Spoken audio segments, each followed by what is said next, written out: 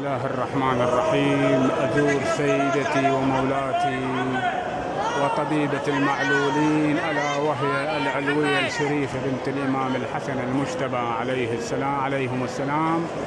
وهذه الزيارة نيابة عن خادم الإمام الحسين ألا وهو الشاعر ابن البصرة الفيحاء الحبيب القريب إلى القلب جدا أيادي الفرح التميمي أبو مؤمل. هذه الزيارة اليوم احنا يوم شريفة بنت الحسن، وهاي هدية إلك، وراح أصلي لك ركعتين نيابة عنك.